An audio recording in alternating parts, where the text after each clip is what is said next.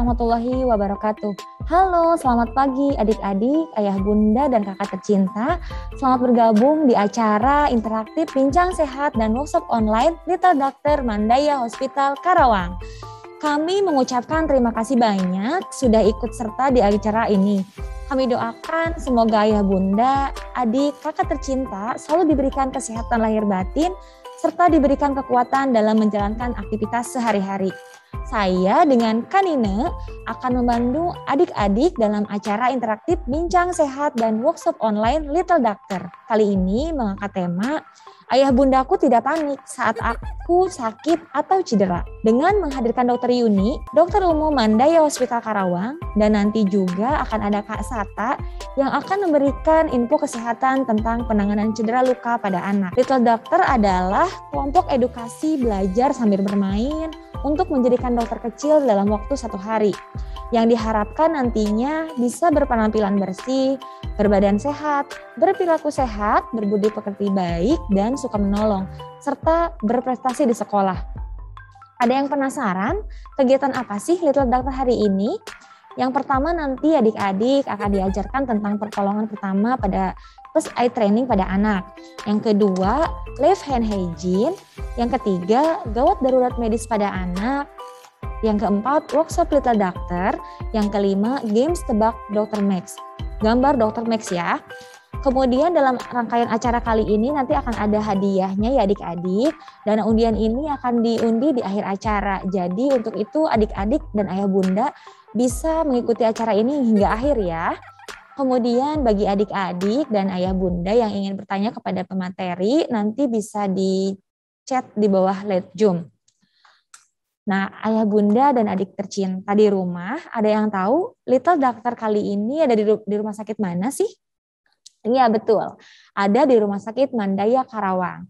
Rumah Sakit Mandaya Karawang ini memiliki pusat unggulan loh, diantaranya yang pertama Heart Vascular Center menyediakan tentang layanan diagnostik dan pengobatan untuk pasien dengan penyakit jantung dan pembuluh darah.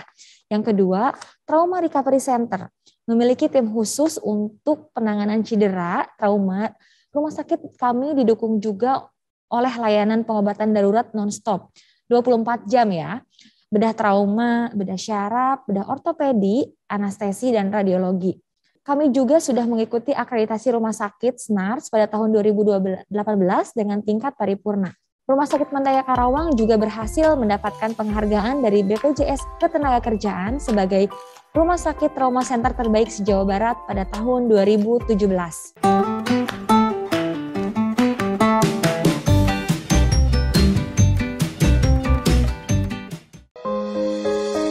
Kami berkomitmen untuk memberikan perlindungan bagi setiap pasien yang datang, mewajibkan cuci tangan dan pemeriksaan suhu tubuh yang valid. Sebagai pasien atau pengunjung, saya berharap dapat melindungi diri saya sebaik mungkin selama di rumah sakit.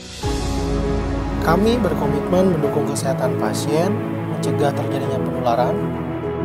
Kami pastikan Anda dan para pengunjung yang berobat merasa aman, tenang, dan nyaman memanfaatkan pelayanan kesehatan di Mandaya Hospital.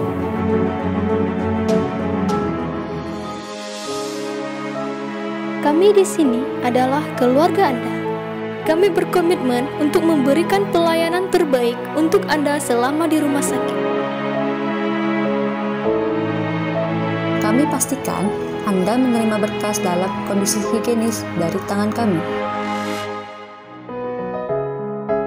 Kami pastikan Anda duduk dalam kondisi bersih. Kami pastikan Anda duduk tidak berdekatan satu sama lain. Kami berkomitmen untuk memberikan perawatan yang benar sesuai prosedur.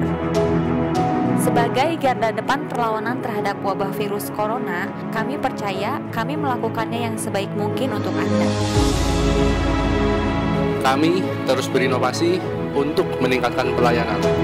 Anda bisa memanfaatkan layanan konsultasi dengan dokter spesialis tanpa harus datang ke rumah sakit.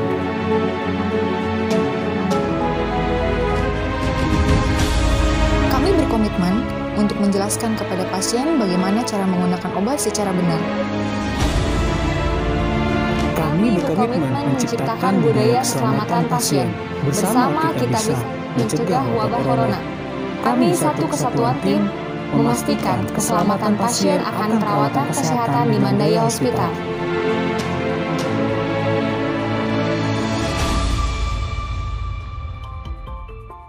Interaktif Bincang Sehat dan workshop online Little Doctor kali ini mengangkat tema Ayah Bundaku Tidak Panik Saat Aku Sakit atau Cedera dengan menghadirkan Dr. Yuni, dokter umum Mandaya Hospital Karawang dan Kak Sata. Adik-adik dan ayah bunda bisa menyimak penyampaian materi dari Dr. Yuni ya. Kemudian bagi adik-adik dan ayah bunda yang ingin menyampaikan pertanyaan bisa chat di live Zoom di bawah ini ya, yang di bawah. Nah, adik-adik dan ayah bunda, sepertinya Dokter Yuninya sudah bergabung nih. Sebelumnya saya mau mengapresiasi dulu untuk adik-adik semua yang sudah hadir di sini, sudah ikut bangun pagi-pagi ya hari Sabtu. Ya, mau pada semangat nih dok. Semangat semua ya, semangat semua adik-adik semua di sini. Saya acungin jempol. Oke, baik. Nah, dok ini udah tidak sabar ya dok, sepertinya dok yang di rumah nih. Jadi untuk adik-adik dan ayah bunda nanti bisa menyimak materi yang Dokter Yuni sampaikan ya. Nah kemudian baiklah saya persilahkan ya dok kepada Dokter Yuni untuk menyampaikan materinya. Untuk pagi ini kita akan berbicara ngobrol ya tentang bagaimana tadi yang sudah seperti saya jelaskan sebelumnya. Jadi seperti apa sih kalau misalnya terjadi kecelakaan atau cedera, misalnya adik-adik lagi di sekolah atau lagi di rumah sama teman-teman main atau lagi di tempat bermain di playground gitu ya, misalnya ada yang jatuh, ada luka atau seperti apa gitu. Jadi adik-adik nanti tidak panik saat terjadi kecelakaan atau cedera gitu ya, tapi sudah tahu apa sih yang harus kita lakukan gitu ya.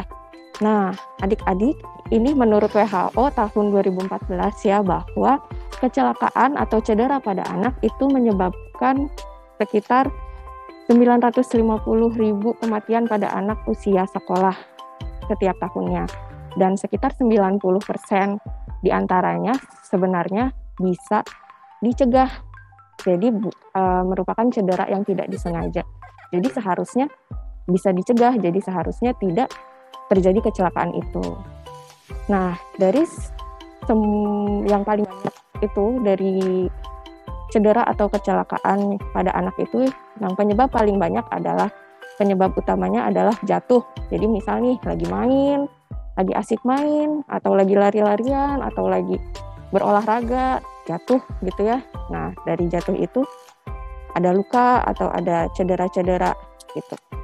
Nah, untungnya banyak jatuh yang bisa dicegah. Nah, ini membutuhkan peranan penting dari semua pihak. Tidak hanya adik-adik yang lagi beraktivitas aja, tapi juga dari orang tua atau pengasuh atau guru kalau misalnya lagi di sekolah.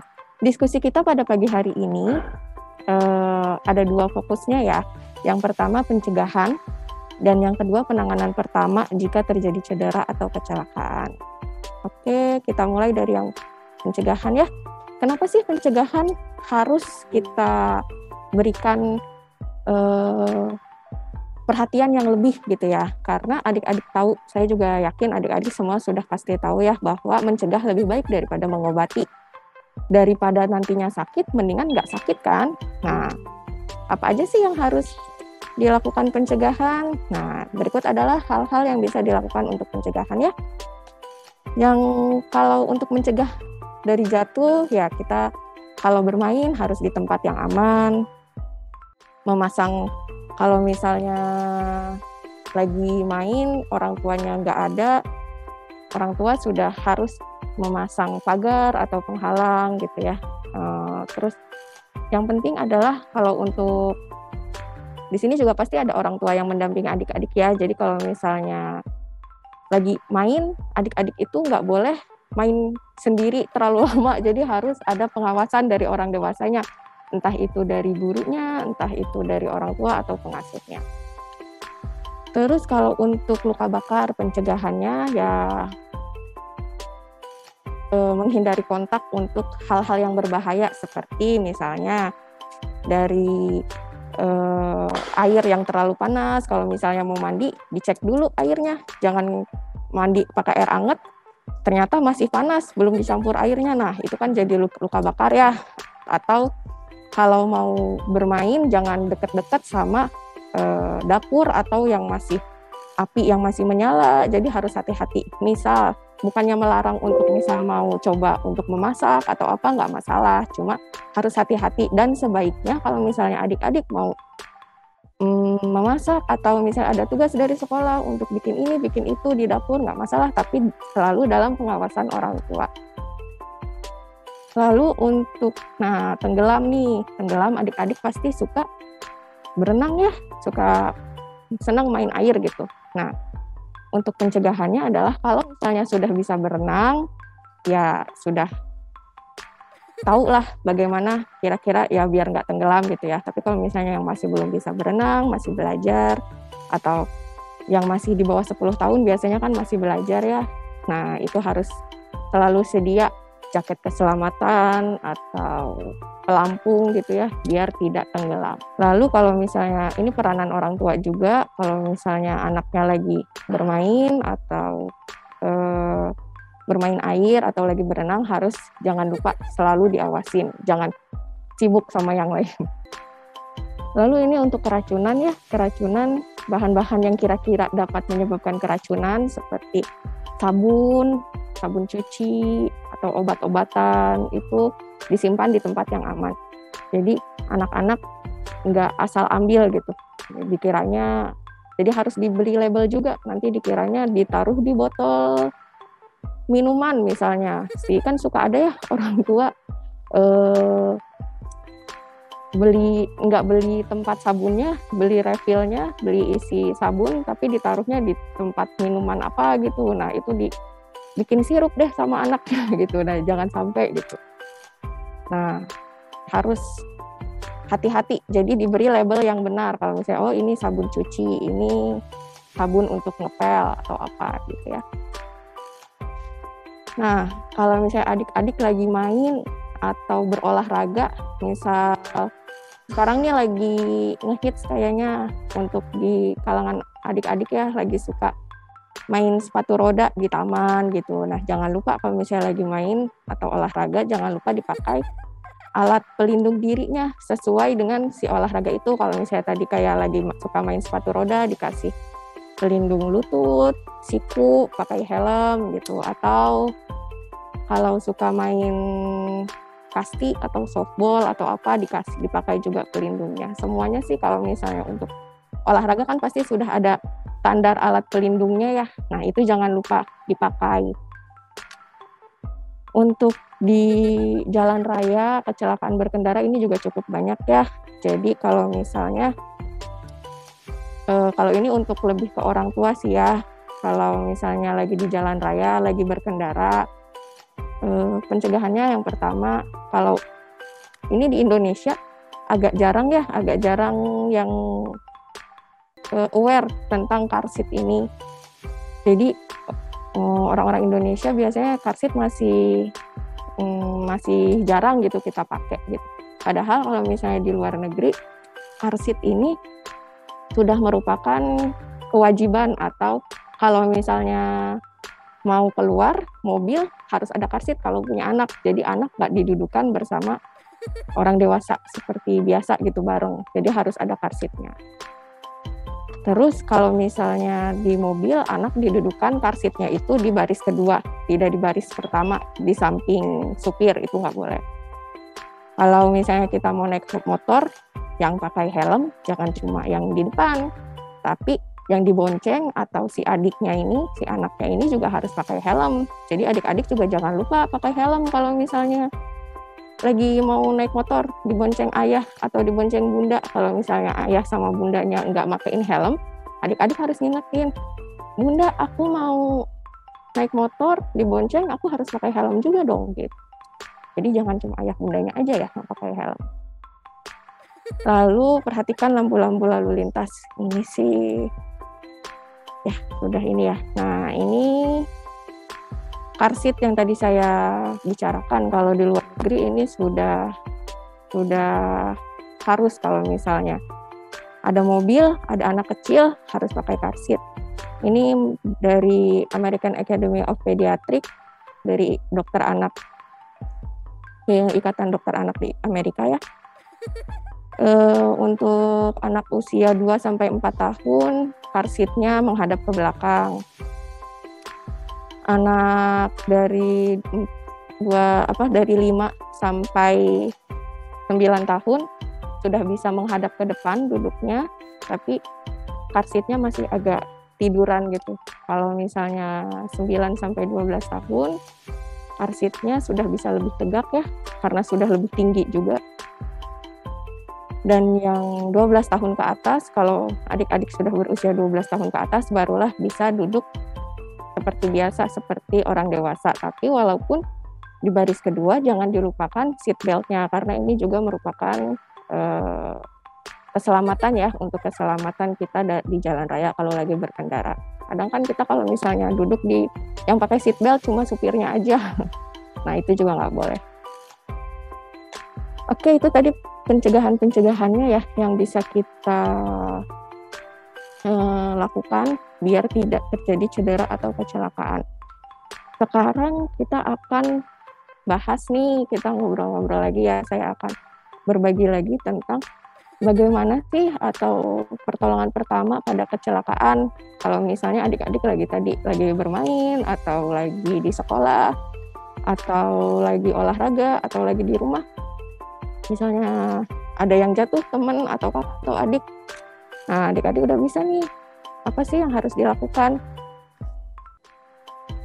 Untuk yang pertama kita bahas satu-satu ya, yang paling sering ada aja. Ini yang sering ada juga nih, lagi main di taman. Ada serangga gigit gitu. Nah, apa sih yang harus dilakukan? Kalau misalnya lagi ada gigitan serangga, yang paling pertama dia lakukan, diiniin serangganya, dilepasin serangganya. Kalau bisa pakai yang aman, jadi jangan sampai si tangan kita yang ini juga kena gigitan serangga. Kalau misalnya lagi ada alat atau apa gitu ya, diambil terus dilepasin gitu, misal ada tongkat, ada lagi main di luar, ada dahan kayu, diginiin serangganya. Terus kalau misalnya dia jadi bengkak atau nyeri, dikompres dingin. Kompres dinginnya gimana bikinnya? Kompres dingin bisa kalau lagi di taman atau lagi di sekolah, bisa pergi ke UKS atau ke rumah, minta es batu yang ada di kulkas, dibalut atau dibalut sama handuk. Jadi si es batunya itu ditutup sama handuk terus dikompres aja gitu.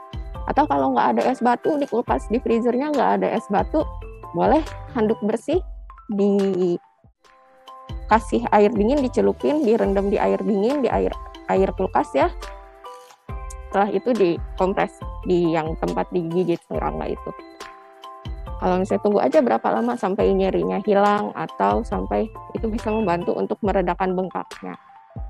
Nah, kalau misalnya sudah dikompres tapi masih nyeri banget, masih nyeri sekali, atau bengkaknya masih tambah bengkak atau malah digigitnya di tangan, tapi jadi bengkak di mata, kelopak mata, di bibir.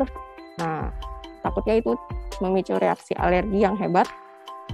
Itu segera aja langsung ke IGD atau jadi sulit bernafas karena reaksi alergi yang hebat sampai nafasnya kayak sulit nafas, langsung aja pergi ke dokter gitu ya. Kalau misalnya ada gigitan hewan lain, tidak hanya serangga ya, kan suka ada yang main sama anjing atau kucing. Terus kegigit nih, lagi main nggak sengaja kegigit. Nah, itu langsung aja dibawa ke dokter atau ke IGD. Sebelumnya di rumah bisa dicuci aja bersih dengan air sama sabun, boleh, nggak masalah. Nanti di IGD mungkin sama dokter akan dilihat kalau misalnya lukanya kotor atau gimana, nanti dibersihkan lagi, terus nanti akan diberi obat, entah itu antibiotik atau diberi suntikan seperti anti tetanus, atau kalau misalnya digigit hewan-hewan yang seperti anjing atau kucing, mungkin nanti akan ditambah anti rabies, nanti tergantung dari dokternya di rumah sakit. Nah, sekarang kita bahas tentang luka. Ini sering banget ya adik-adik tuh dapat luka kalau lagi main, lagi karena jatuh atau karena apapun gitu ya. Lukanya kan banyak ya, ada luka memar, contoh-contohnya aja. Luka robek, luka lecet, yang bisa mungkin awalnya perdarahan gitu.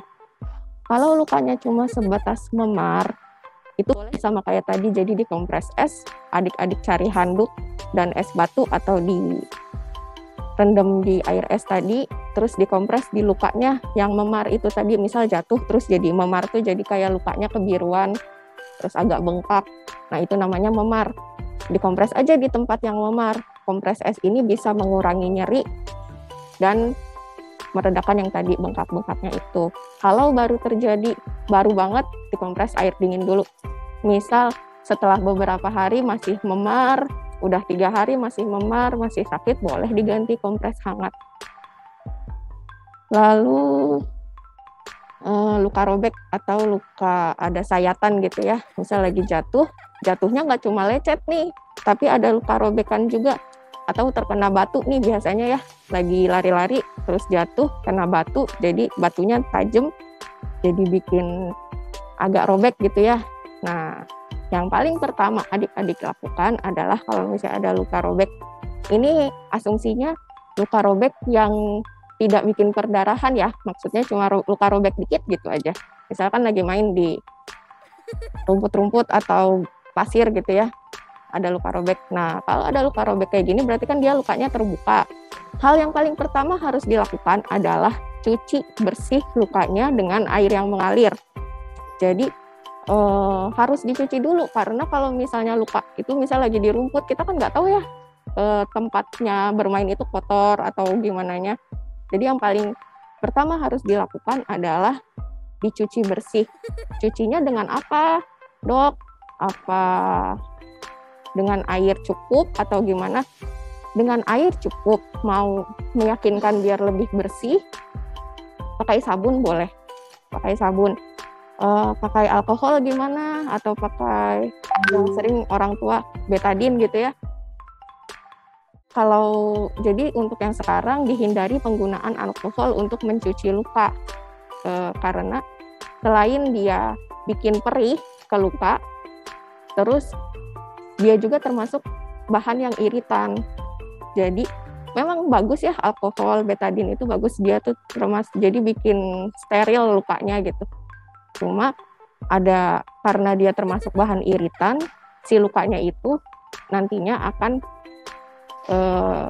agak lebih lama sembuhnya gitu. Jadi ya sebenarnya dicuci bersih pakai air yang bersih aja cukup, dan ditambah sabun yang gampang sih, kan di mana-mana di tiap rumah atau di sekolah pasti ada sabun ya.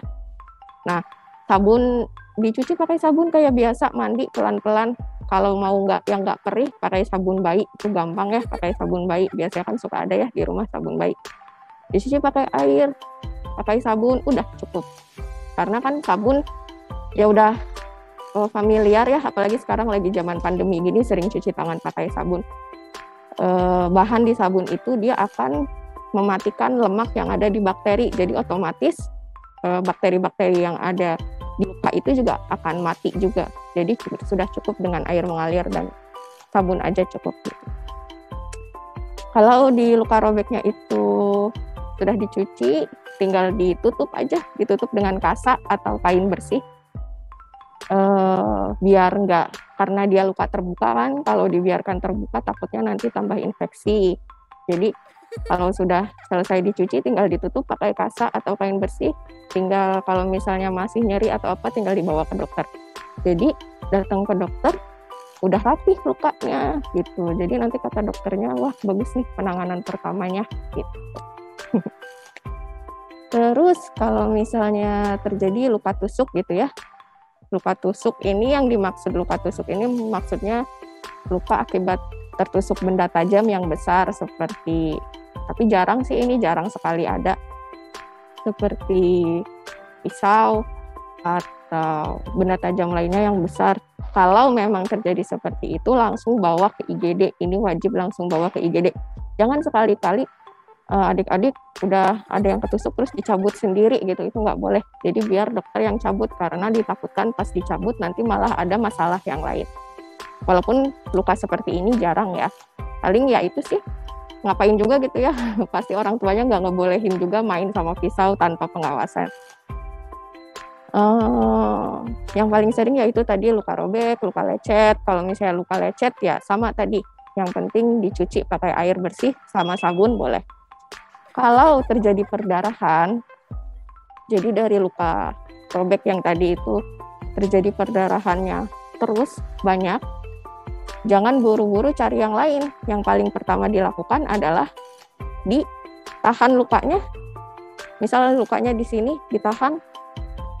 Nah, sampai harus pakai kasa atau kasa steril ya, atau kain bersih yang ada di lemari. Misal ada kain atau waslap atau handuk ada di lemari, ambil, berarti kalau di lemari udah bersih kan ya. Ditahan dulu lukanya selama beberapa menit. Jangan baru ditahan, dicek lagi, masih berdarah kak? Oh masih, tutup lagi, masih berdarah kak? Jadi penasaran gitu berdarahnya udah beres atau belum. Jadi kalau kayak gitu nanti nggak akan berhenti darahnya, baru ditahan sebentar, dicabut, tahan sebentar, dicabut, jangan kayak gitu. Jadi ditunggu dulu sekitar 2 menit, kalau misalnya udah 2 menit dilihat, kalau masih berdarah juga, masih aktif, mungkin bisa ditambah kasanya 4 atau 5, tahan lagi 5 menit. Kalau masih kira-kira aktif gitu ya, masih perdarahannya masih aktif, masih bleeding, langsung bawa ke IGD, berarti mungkin ada pembuluh darah yang terkena gitu, yang bukan hanya di perdarahan di kulit atau di mana, mungkin ada pembuluh darah yang kena, langsung ke IGD nanti biar ditangani sama dokter. Jadi intinya yang penting yang paling pertama itu menghentikan perdarahan. Setelah perdarahan berhenti, mau dibersihkan pakai betadine boleh, tapi ya tadi yang jadi jangan, kadang kalau udah jatuh karena panik ya, oh berdarah nih, aduh gimana nih perdarahan, cari betadine, cari ini, cari apa namanya, buat biar bersih lukanya. Padahal yang paling pertama itu adalah hentikan dulu perdarahan, setelah itu baru dibersihkan biasa, baru cari betadine boleh. Oke, masih fokus ya adik-adik, masih semangat. Sekarang kita lanjut ke cedera di mata. Kalau misalnya nih suka main, lagi mandi, lagi nemenin mamah masak, atau nyuci, kadang kan suka aku aja yang nyuci, aku aja mau bantu nyuci gitu. Nah terus nggak sengaja terkena cipratan busa sabun atau minyak, dia meletus-letus gitu ya. Nah itu kena mata. Yang harus segera dilakukan saat itu juga adalah dicuci matanya dengan air. Jadi dicuci pakai air yang bersih. Walaupun agak perih mungkin awalnya, tapi harus dicuci sampai bersih ya selama beberapa menit. Kalau misalnya sampai perihnya hilang atau sampai nyerinya nggak terlalu nyeri gitu. Setelah itu misalnya sudah dicuci masih nyeri atau bahkan penglihatannya seperti berkabut atau berbayang atau jadi nggak jelas, itu harus langsung bawa ke IGD. Jadi nggak usah panik kalau misalnya ada terkena cipratan di mata, cuci aja pakai air bersih, air keran boleh, air yang ada di kamar mandi, di bak boleh, yang penting bersih.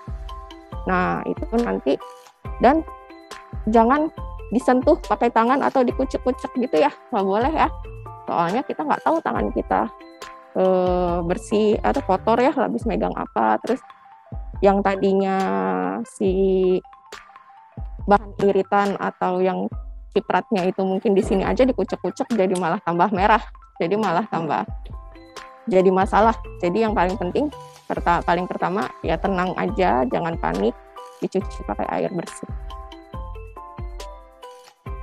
Lalu yang paling sering juga nih ada mimisan. Kalau mimisan, ini entah lagi main bola, bolanya kena hidung, terus atau ada main baseball atau kasti gitu ya, bolanya kena di hidung terus jadi mimisan. Nah kalau kayak gitu jangan panik, langsung aja duduk, posisinya harus duduk ya, adik-adik posisinya harus duduk sambil condong ke depan gini, terus ditahan pakai ibu jari sama telunjuk di daun hidungnya, cuping hidungnya ditekan sampai perdarahannya berhenti. Jangan kalau lagi mimisan gitu jangan tiduran atau jangan berbaring gitu ya, soalnya darahnya bisa, kalau adik-adik lagi mimisan terus malah tiduran, itu ditakutkan darahnya malah ke belakang, malah nanti tertelan, malah jadi nanti kayak pingin muntah, atau lebih bahayanya lagi nanti darahnya jadi bikin tersedak. Ya kayak kita lagi minum sambil tiduran kan itu bahayanya tersedak gitu ya. Jadi sampai mimisannya bersih, berhenti, nggak boleh tiduran dulu. Nah kalau udah nih mimisannya udah berhenti selama beberapa saat, jangan dikorek-korek itu hidungnya, atau jangan bersin atau ditahan gitu ya. Takutnya kalau misalnya atau jangan malah nangis, nanti nambah mimisan lagi gitu. Jadi yang mimisannya tadi udah berhenti, karena ada tekanan lagi dia berdarah lagi, mimisan lagi keluar gitu. Tapi kalau misalnya adik-adik udah ditahan hidungnya lama tapi mimisannya masih ngalir aja gitu, langsung bawa ke IGD aja ya. Oke, selanjutnya ini tersedak. Kalau tersedak gini sih jarang ya, kayak sepertinya tersedak yang sampai bikin nggak bisa nafas. Beda tersedak sama choking. Tersedak bahasa Inggrisnya tuh choking ya, sama kayak cuma keselak aja gitu. Kalau misalnya tersedak lagi makan terus keselak gitu, dia masih bisa batuk. Kan kalau misalnya kita tersedak, refleks di diri kita itu dia akan dibatukin biar keluar si benda asingnya itu. Seharusnya kan makanan masuk ke saluran cerna, tapi karena misal kita lagi makan sambil bicara, sambil tertawa, atau sambil manuver apa gitu, makanannya masuk ke saluran nafas. Nah, saluran nafas akan refleks biar dibatukin. Nah, kalau misalnya cuma keselak kayak gitu aja sih nggak masalah. Atau misal teman-teman lagi main nih sama adik-adik, lagi main sama temennya keselak, selama temennya masih bisa atau masih bisa bicara, masih bisa nangis, masih bisa biasa ya, nggak kesulitan nafas, itu sih nggak masalah, itu cuma keselak aja. Tapi kalau misalnya tersedak yang benar kayak misal nelan bakso yang besar nggak dikunyah dulu, atau kacang yang ukurannya agak besar nggak dikunyah dulu, langsung bukan nggak dikunyah ya, jadi nggak sengaja langsung jatuh ke saluran nafas bikin tersedak. Nah itu bahaya, yang sampai nggak bisa ngomong, nafas aja susah, nah itu yang bahaya. Kalau ini misal ada bayi di usia bawah 1 tahun, kalau ini pengetahuan aja sih untuk adik-adik atau orang tua yang lagi mendampingi. Kalau misalnya ada bayi di bawah 1 tahun, bayinya tidak bisa nafas, tidak bisa nangis, karena tersedak, yang dilakukan pertama kali adalah back blow. Back blow itu seperti yang ada di gambar ya, bayinya diposisikan tiduran terus ditepuk-tepuk, dilakukan 5 kali. Kalau misalnya nanti si benda asing yang bikin tersedaknya itu keluar, terus bayinya udah bisa nangis biasa, ya berarti sudah berhasil. Kalau misalnya masih belum bisa juga, langsung aja bawa ke IGD. Nah, ini untuk anak di usia 1-8 tahun, kalau tersedak, kalau adik-adik sepertinya masih belum bisa untuk, karena kalau kayak gini harus ada agak kekuatan ya, kalau misalnya tersedak di usia, untuk anak usia 1-8 tahun, itu nanti ada yang namanya Heimlich maneuver. Heimlich maneuver ini jadi ada gambarnya. Nah, jadi yang nolongnya di belakang, yang tersedak si pasiennya ini, jadi tangannya di kepal gini ya, yang satu, terus gini di kepal, ditaruh di bawah sekitar ulu hati, terus di tangannya jadi ngarah atau dijepit biar dorong biar yang tersedaknya bisa, benda asingnya bisa keluar, jadi didorong ke atas tuh itu dilakukan juga selama 5 kali. Nah, kalau adik-adik sepertinya masih, kalau ini sepertinya harus dilakukan oleh orang dewasa. Karena kalau sesama anak kecil masih kurang kuat, kalau misalnya sama orang dewasa kayaknya sepertinya bisa gitu. Karena kalau kayak gini butuh kekuatan. Tapi setidaknya adik-adik tahu nih, yang mana sih yang tersedak benar-benar sama yang cuma keselak aja. Kalau misalnya cuma keselak aja sih nggak masalah ya. Cuma kalau misalnya yang tersedak sampai nggak bisa nafas, sampai nggak bisa bicara, nah itu baru bahaya. Nah itu langsung dicari orang dewasanya. Oke, kita lanjut ya. Selanjutnya cedera kepala. Cedera kepala ini cukup sering juga, entah itu penyebabnya jatuh dari ketinggian. Misal lagi main di kasur, kadang ada adik-adik main sama adiknya atau sama kakaknya di kasur, misal ada kasurnya yang dua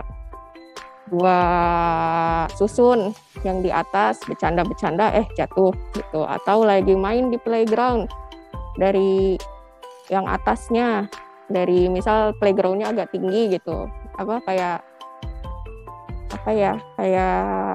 perosotan gitu, pas lagi naik di atas nggak sengaja malah jatuh, bukannya merosot ke bawah, malah jatuh ke bawah gitu ya. Nah itu misal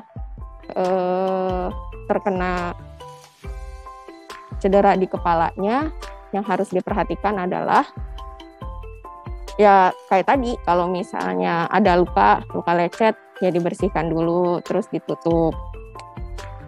Kalau misalnya nggak ada luka, memar-memar, dikompres es.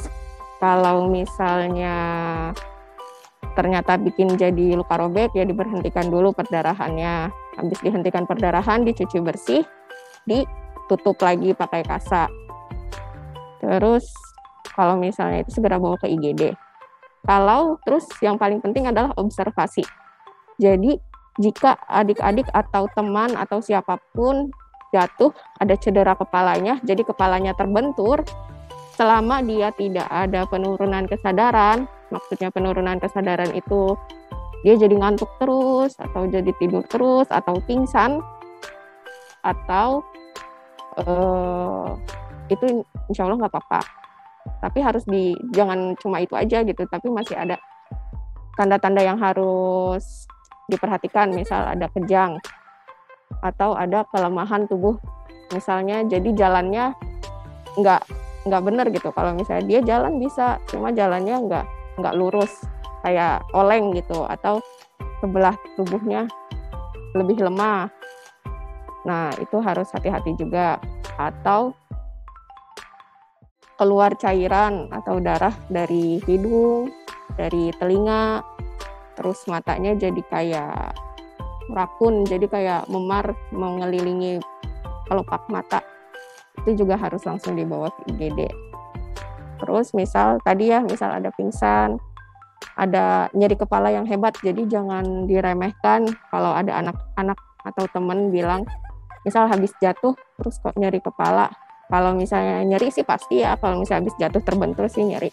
Cuma kalau nyerinya terus menerus, padahal jatuhnya kapan, kok masih nyerinya tambah hebat. Nyerinya skalanya sakit banget gitu. Atau ada muntah terus-menerus, jika ada gejala-gejala seperti itu, kita takutnya ada perdarahan di dalam kepalanya. Nah, itu harus dilakukan pemeriksaan lebih lanjut, harus dibawa ke IGD atau ke dokter ya, biar dilakukan pemeriksaan. Kalau tidak ada tanda-tanda seperti ini, jadi misal habis terbentur kepala, cuma nyeri atau memar, terus setelah itu main biasa, nggak masalah sih. Tapi kalau misalnya habis tercedera, jangan langsung main lagi, istirahat dulu. Jadi istirahat dulu, pulang dulu ke rumah. Kalau habis ada terbentur atau apa, biar nggak pusing. Takutnya kan habis cedera kepala, langsung main, nanti jatuh atau apa gitu. Jadi masih agak pusing, tapi lanjut main gitu ya. Tapi kalau misalnya tidak ada gejala-gejala seperti ini, diobservasi aja 1 kali 24 jam. Kalau 1 kali 24 jam tidak ada gejala-gejala yang tadi disebutkan, nggak apa-apa insya Allah ya. Nah ini ada juga luka bakar. Luka bakar juga sering ya yang tadi. Kalau misalnya ada luka bakar, kan luka bakar itu panas. Hal yang paling pertama itu ya sama sih, kalau misalnya ada prinsipnya adalah kalau ada luka bakar, si sumber lukanya yang bikin panas itu harus segera dijauhkan. Misal ada api atau kena setrikaan atau kena listrik kesetrum gitu ya, harus segera dipisahkan. Jadi harus segera di stop gitu. Kalau harus dilepas kontaknya dengan sumber luka bakar. Kalau misalnya kena listrik, misal anaknya ada teman yang kesetrum gitu, kan harus dimatikan kontaknya ya. Terus harus hati-hati juga adik-adik, misal mau ngebantuin teman, jangan pakai tangan kosong ditarik temennya, nanti malah ikutan kesetrum. Jadi harus pakai pelindung, entah sarung tangan karet atau apa, jadi biar yang tidak mengalirkan listrik juga. Karena jangan lupa manusia juga itu termasuk konduktor atau termasuk yang bisa mengalirkan listrik. Jadi harus pakai pelindung dulu. Nah, kalau sudah diputus kontak dari luka bakar, selanjutnya adalah dialirkan dengan air. Tujuannya mengalirkan dengan air di sini adalah biar menormalisasi suhu. Secara teori sih sekitar 20 menit ya. Tapi kalau misalnya udah tidak terasa nyeri, dialirkan air, ya sudah boleh. Jadi yang paling penting nih, jangan diolesin macam-macam, kayak misalnya odol atau kopi atau apa, itu nggak boleh. Kadang orang tua masih ada yang suka, kebakar diolesin odol biar sembuh luka bakarnya, itu kurang tepat ya. Jadi nanti kalau misalnya adik-adik ada yang luka bakar, orang tuanya mau ngambil pasta gigi, dikasih tahu orang tuanya, Bunda sekarang udah nggak boleh lagi pakai odol, itu kurang tepat.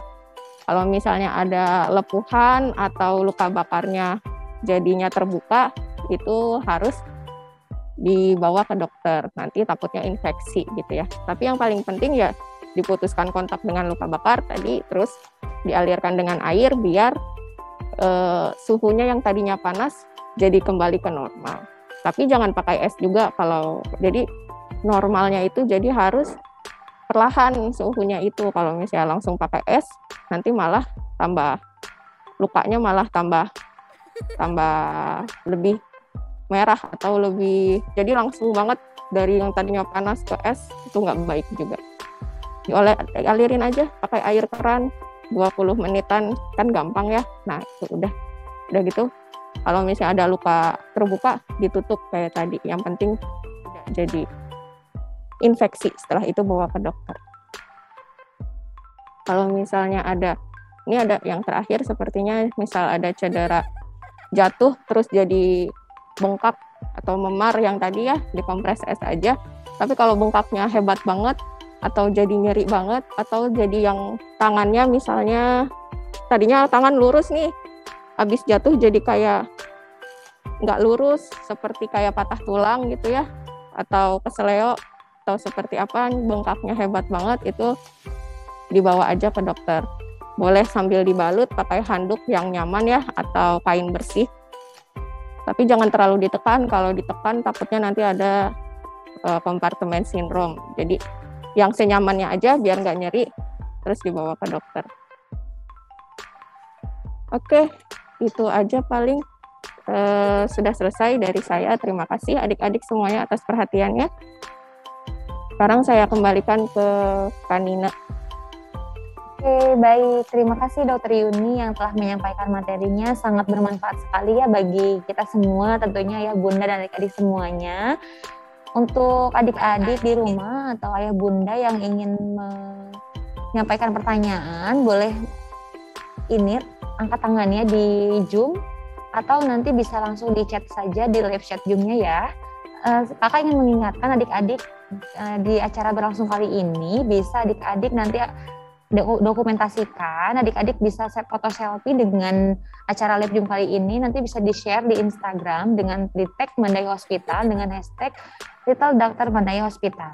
Kemudian nanti akan ada foto Twibonia, nanti akan di-share melalui grup WA ya. Pertanyaan dari Ananda Arsya Nadifa dulu ya.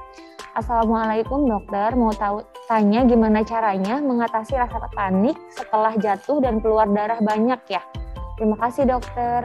Mungkin adik ini mau tahu nih dok, gimana caranya mengatasi rasa panik saat jatuh terus keluar darah gitu dok, supaya nggak terlalu panik berlebihan gitu dok. Oke, terima kasih adik Arsya ya, adik Arsya Nadifa.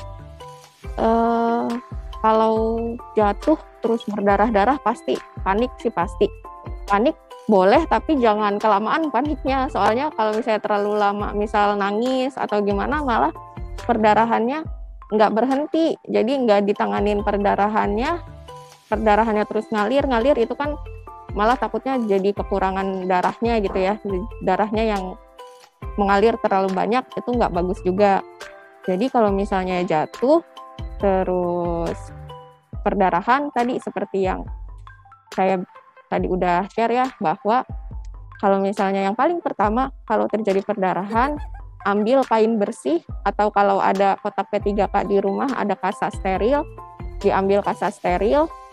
Kain bersih pun nggak masalah, kalau kasa steril nggak ada, kain bersih yang ada di lemari atau handuk juga boleh, itu untuk menghentikan perdarahan. Misal perdarahannya di kaki, di lutut misalnya ya, lutut yang lukanya itu tahan dulu, atau ada di kepala, tahannya ini tadi saya bilang, jadi jangan cepet-cepet baru maksudnya ditahan itu untuk menghentikan perdarahan. Jadi kalau misalnya perdarahannya nggak cuma sedikit aja, kita tahan selama 2 menit juga berhenti kok. Jadi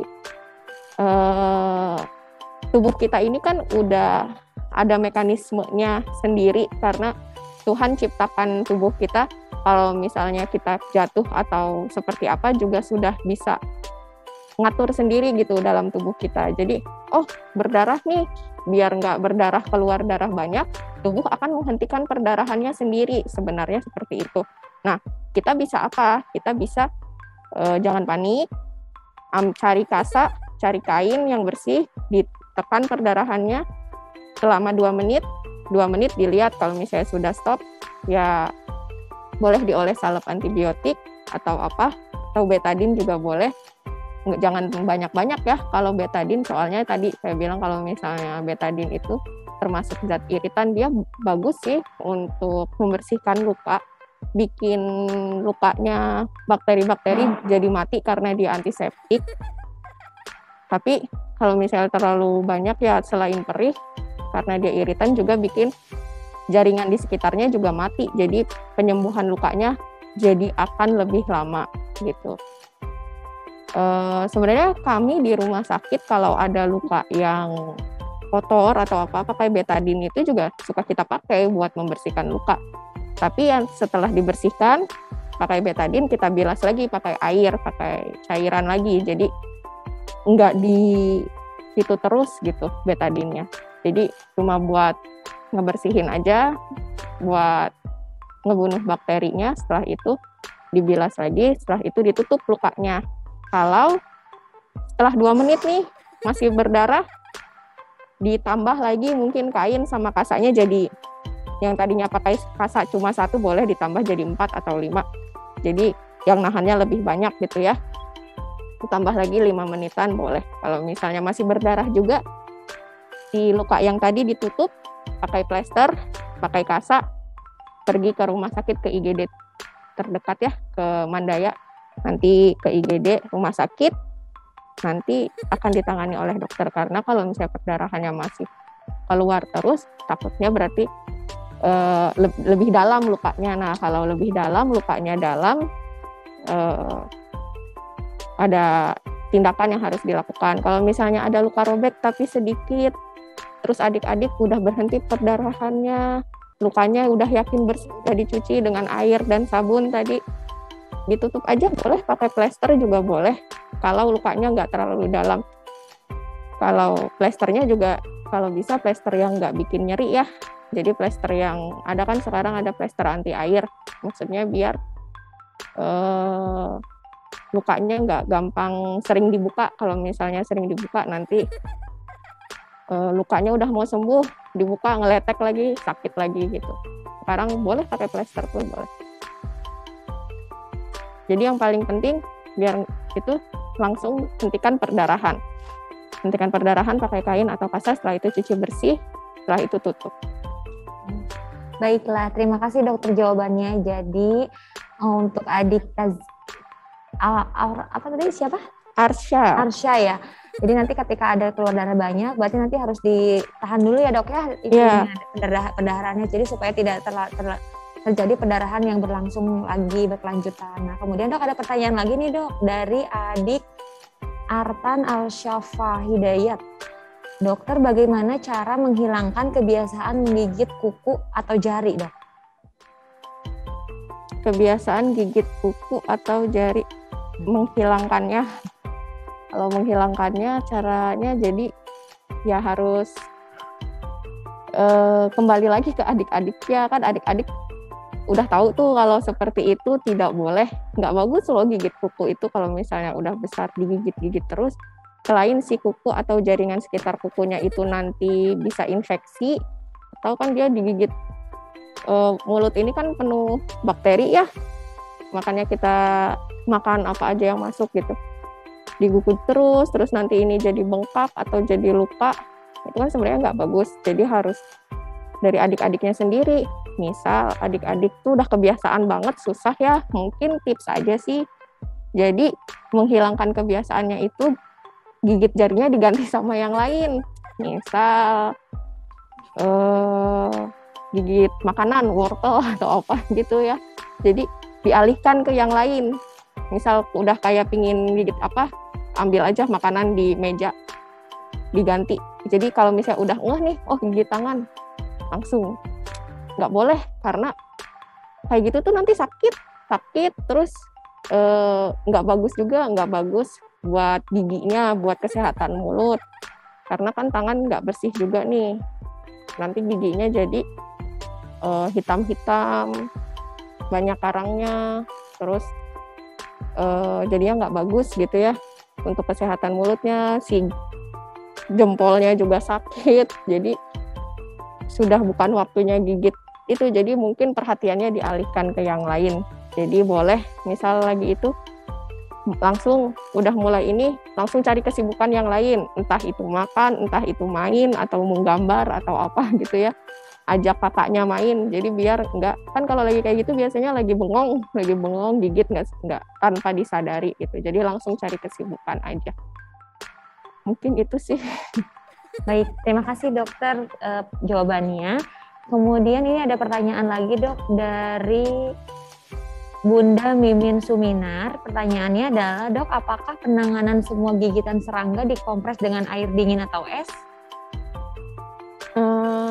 Pada intinya kalau secara garis besar, secara umum, gigitan serangga itu kan dia bikin bengkak, bikin reaksi alergi setempat ya, karena kan serangga itu jadi bikin ada zat-zat yang mungkin dia jadi bikin bengkak tangan. Nah, untuk mengurangi rasa nyerinya sama bengkaknya itu boleh dikompres es. Secara umum sih seperti itu. Cuma mungkin ada hewan lain ya, kayak misalnya ular gitu. Nah, kalau ular nggak boleh, ular bukan serangga sih Bu. Cuma kalau misalnya memang nggak sengaja nih lagi apes, si adik lagi main terus terkena gigitan ular, itu malah nggak boleh dikompres es, nggak boleh dikasih juga air hangat, nggak boleh juga. Kalau terjadi kayak gigitan ular atau kayak tadi misal gigit anjing atau kucing, pertolongan pertamanya ya dicuci bersih, terus boleh ditutup lukanya kalau ada luka. Kalau ular biasanya kan bikin bengkak atau apa, boleh dibalut aja sama kain bersih, terus harus langsung ke IGD kalau gigitan ular ya Bu ya. Atau kalau gigitan anjing liar gitu, nah itu bisa butuh vaksin atau anti bisa ularnya, itu harus dilarikan ke IGD. Nggak boleh ditunggu di rumah, nggak boleh diobservasi di rumah, harus di rumah sakit. Tapi kalau serangga pada kebanyakan serangga biasa, dikompres es dingin cukup. Kalau misalnya masih nyeri, boleh minum obat anti nyeri yang ada di rumah, boleh juga. Fungsinya kompres es itu untuk mengurangi bengkak sama mengurangi nyeri. Kalau misalnya biasanya 1 hari juga sudah hilang. Cuma yang perlu diperhatikan tadi, kalau bengkaknya jadi kemana-mana, jadi ke mata, ke bibir, sulit bernafas, itu harus langsung ke rumah sakit, langsung ke IGD. Baik, terima kasih dokter jawabannya. Kemudian ini untuk pertanyaan terakhir ya, nanti untuk yang lainnya ini banyak sekali pertanyaan dokter. Sepertinya ayah dan bunda kemudian adik-adik di rumah tuh sangat antusias sekali ini untuk bertanya-nya. Jika nanti yang belum terjawab akan kami jawab nanti dikirim by WA ya. Nah sekarang untuk pertanyaan terakhir, izin bertanya dok, untuk penanganan kena knalpot panas itu langsung dibasuhi air mengalir selama 20 menit. Setelah itu boleh kasih salep dok. Nah, terus ini dok, ini pertanyaan dari adik Nazma Talib. Oh iya, adik Nazma ya, kalau ya nih suka juga ya kena lagi naik motor, kakinya nggak ngeh, kena knalpot ya, menjuntai di itu terus kena knalpot, itu juga termasuk luka bakar. Benar, pertolongan pertamanya yang paling pertama langsung kalau udah ngeh kena knalpot panas jangan ditempel terus di knalpot ya, langsung ditarik kakinya nyampe ke rumah atau di mana kira-kira ada sumber air, dicuci dengan air mengalir selama minimal 20 menit atau sampai lukanya, kan kalau kena luka bakar itu otomatis nyeri ya, lukanya nggak terlalu nyeri gitu. Jadi fungsinya mengalirkan air di sini untuk mengurangi rasa nyeri, untuk menormalisasi suhu. Jadi suhu panas dikasih air kan dia biar dia jadi suhunya kembali normal ya, jadi kembali biasa. Jadi habis ada api ya harus dikasih, kalau kebakaran aja habis ada api dikasih air kan biar apinya berhenti gitu. Sama di kulit juga seperti itu. Boleh setelah itu kalau misalnya lukanya terbuka, misal melepuh dan terbuka, boleh dikasih salep biasa yang ada di apotek yang buat luka bakar, salep antibiotik biasanya itu. Kalau misalnya dia lukanya terbuka, dikasih salep antibiotik, terus ditutup kalau luka terbuka tadi ya. Jadi prinsip penanganan luka, kalau kulitnya itu dalam kondisi lembab, luka juga akan menjadi cepat sembuh. Kulit itu dia lebih suka di kondisi lembab. Jadi kalau misalnya lukanya terbuka habis kena luka bakar, melepuh, terus ada yang terbuka sedikit dioles salep, boleh salep antibiotik yang ada di apotek, terus ditutup lukanya, ditunggu aja, dibiarin nanti dibersihkan berkala, dilihat lagi. Kalau dia lembab, maksudnya karena fungsinya kasa itu biar pertama kulitnya lembab, kedua biar tidak mencegah infeksi, karena kena yang lain kalau terbuka kan dia terekspos, nah itu takutnya malah jadi infeksi. Kalau misalnya luka bakarnya besar, banyak, dan dalam, itu jangan cuma dioles salep terus selesai, harus dibawa ke dokter. Taunya gimana lukanya dalam? Biasanya kalau udah terlihat lemak, atau kulitnya itu putih-putih, kalau misalnya lukanya cuma luka bakar di permukaan aja, dia lukanya kemerahan ya, kemerahan pink, ya itu biasanya lukanya dangkal. Kalau misalnya lukanya udah putih atau menghitam, itu berarti lukanya dalam, itu harus dibawa ke dokter, harus dibawa ke IGD, nanti dibersihkan betul-betul. Nah kalau gitu udah dalam. Yang penting tadi itu ya, kadang orang tua sebelum nyari air udah nyari pasta gigi buat diolesin, itu salah ya, kurang tepat. Jadi yang paling pertama itu harus dialirkan air, baru dioles salep boleh. Yang pasti jangan pasta gigi. Dok, kenapa nggak boleh pasta gigi? Kan pasta gigi jadinya adem. Oke, adem, tapi itu ademnya rasanya dari rasa pasta gigi kayak minnya gitu ya. Tapi dia tidak mendinginkan seperti air, malah dia menutup pori-pori, jadinya panasnya yang harusnya keluar malah di situ aja. Jadi nggak selesai-selesai luka bakarnya. panas terus gitu. Jadi nggak boleh. Jadi yang penting alirin air, oleh salep boleh, salep antibiotik. Baik, terima kasih dokter atas jawabannya. Nampaknya ini sudah pertanyaannya saking banyaknya dok ya, nanti dijawab via WA ya dok ya. Baiklah, terima kasih dokter atas waktunya untuk penyampaian materi dan menjawab pertanyaan dari adik-adik semua. Semoga dokter sehat selalu ya dok. Iya, terima kasih. Terima kasih dokter atas waktunya. Terima kasih adik-adik perhatiannya. Nah, untuk adik-adik yang pertanyaannya belum terjawab, nanti akan kakak jawab via WA masing-masing ya. Dan kakak mengingatkan bahwa ini bisa nanti adik-adik dokumentasikan via Instagram, nanti diupload di Instagram dengan tag Mandaya Hospital dengan hashtag Little Dr. Mandaya. Kemudian nanti ada link Twibbon yang sudah dikirimkan melalui grup WA, nanti adik-adik bisa akses ke link itu ya untuk upload foto keseruan di hari ini. Kemudian adik-adik seperti yang tadi Dokter Yuni sampaikan bahwa segala kejadian sesuatu ketika terjadi kegawat daruratan yang penanganan pertamanya sudah diajarkan. Kemudian ketika sudah terjadi kegawat daruratan bisa dilarikan ke UGD. Nah adik-adik ini ada sedikit kakak mau menyampaikan video UGD dari Mandaya. Ada yang pengen tahu nggak UGD Mandaya itu seperti apa sih? Sekarang kakak tampilkan dulu ya untuk video UGD respon cepat tanggapnya UGD Mandaya Hospital Karawang.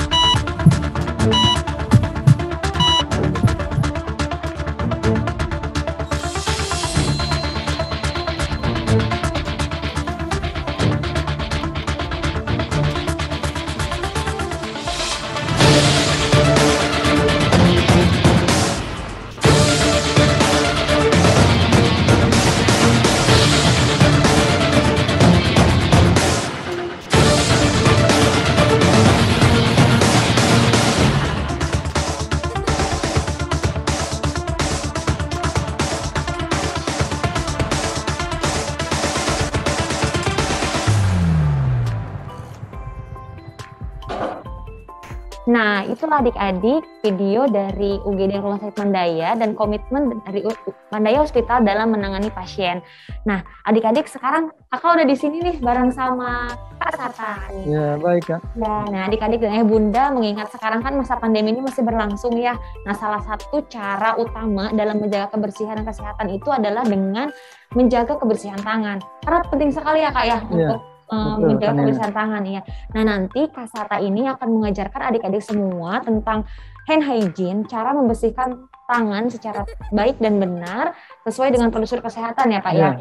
Nah nanti adik-adik kakak mengingatkan nih, jadi kalau misalnya Kak Sata sedang memperagakan, nanti adik-adik bisa diingat-ingat, kemudian nanti adik-adik membuat video, dikirimkan melalui WA group ya. Nanti video yang paling bagus dan paling baik nanti akan ada hadiahnya, oke? Jadi sekarang Kak Sata mau ngajarin ya Kak gimana caranya cuci tangan yang baik dan benar. Ya. Menggunakan apa Kak sekarang? kita menggunakan hand sanitizer ya, yang sudah panitia atau udah disiapkan. Baik, boleh saya yang pegangnya aja. Baik adik-adik, bisa diperhatikan ya cara mencuci tangan yang baik dan benar. Halo adik-adik semuanya, sehat kan? Alhamdulillah kakak sangat senang sekali bisa berjumpa dengan adik-adik sekalian, walaupun hanya via Zoom. Kakak nanti akan mencoba mempraktekkan langkah-langkah bagaimana cara melakukan cuci tangan, yaitu dengan 6 langkah.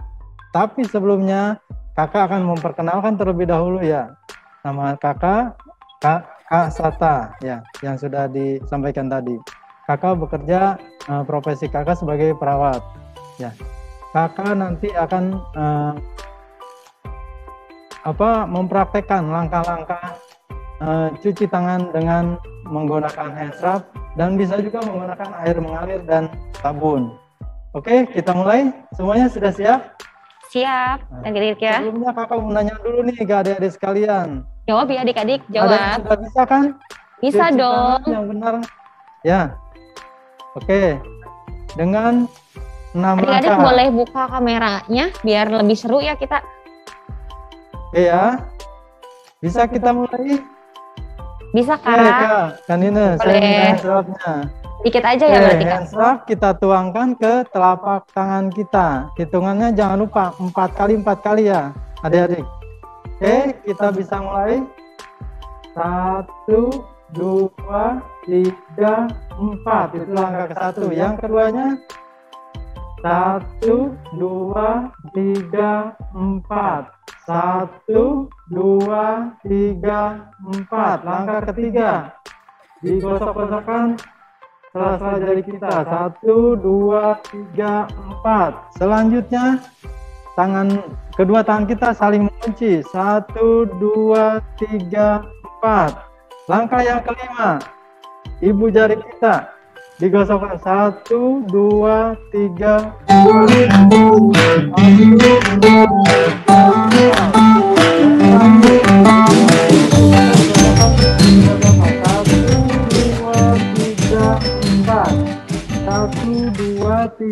4. Itulah tadi Kanina 6 langkah cuci tangan yang baik dan benar. Nah gitu ya Kak. Nah adik-adik, alangkah baiknya kita bareng-bareng nih untuk cuci tangan baiknya. Ayo adik-adik yang belum kita sama-sama ya kameranya, nyalain kameranya yuk. Bareng-bareng ya, udah siap belum semuanya? Bareng-bareng ya. 1, 2, ya 3. Sudah dituangkan? Sudah belum Kak? Sudah. Adik-adik sudah menuangkan hand scrub-nya di telapak tangan masing-masing. Oke, bisa kita mulai? Oke, siap ya. Kita ulang langkah 1. Bareng-bareng ya. 2, 3, 4. Kedua. 1, 2, 3, 4. 1, 2, 3, 4. Sekarang sela-sela yang dalam. 1, 2, 3, 4. Selanjutnya mengunci. 1, 2, 3, 4. Sekarang kita 1, 2, 3, 4. 1, 2, 3, 4. Dan step yang ke-6. 1, 2, 3, 4. 1, 2, 3, 4. Selesai. Oke, terima kasih Kak Sata sudah mengajarkan adik-adik semua cara mencuci tangan yang baik dan benar. Nah, Kak Sata sebenarnya cuci tangan yang baik dan benar itu fungsinya untuk apa sih sebenarnya? Fungsinya Kanina untuk memotong atau memutus mata rantai terjadinya penyebaran infeksi Kanina. Karena di tangan kita ini banyak virus, banyak bakteri yang kita secara kasat mata kita tidak melihatnya. Nah, dengan cara cuci tangan ini sudah berdasarkan penelitian Kanina. Iya, betul. Menurut WHO ini 96% ini bisa mencegah terjadinya memutuskan mata rantai terjadinya penyebaran infeksi gitu Kanina. Jadi kalau misalnya cuci tangan itu berarti kalau sehari minimal setiap apa aja nih Kak? Iya. Bisa kita ngapain aja gitu. Kita mau berangkat ke sekolah, kita lakukan cuci tangan. Kita mau makan, kita cuci tangan. Sesudah makan kita cuci tangan. Sebelum nyampe ke rumah, sebelum masuk ke dalam, kita seharusnya cuci tangan terlebih dahulu, sehingga sebaiknya adik-adik sekalian di depan rumah itu sudah ada tempat untuk cuci tangan, ada sabun dan air mengalir, gitu ya. Begitu adik-adik. Oke, baik. Nah, apalagi kan seusia adik-adik ini kan lagi aktif-aktifnya nih ya Kak Sata ya, Ya, jadi betul, kan kan menggunakan tangan juga. Jadi kalau misalnya nggak langsung cuci tangan kan khawatir langsung makan apa gitu, langsung masuk ke pencernaan gitu ya. Iya, betul kan Ina. Iya. Karena semua kegiatan aktivitas kita yang paling sering dilakukan atau sering kontak itu tangan pastinya ya. Iya. Tangan kita. Kita nggak tahu dari mana kita habis ke mall kita megang pegangan tangan itu juga nggak tahu iya, ada betul. atau apa. Jadi tangan kita itu sebenarnya bahaya banget ya Kak Sata ya. Jadi untuk menghindari bahaya itu jadi harus dicuci tangannya sering-sering mungkin ya. Nah, ini untuk adik-adik nih, Kakak mau tes nih siapa di sini yang berani cuci tangan sendiri. Ayo angkat tangannya. Nanti siapa yang ada yang berani? Ada yang bisa? Oke, Kakak tes buat Kakak Fabrizio, mau? Oke, nyalain kameranya sayang, udah? Ya, Kakak nanti Kakak kasih aba-aba ya adik ya. Yang lain bisa mengikuti ya. Yang lain ikuti. Nih, Kakak kasih aba-aba ya untuk adik Fabrizio. 3, 2, 1. Ayo.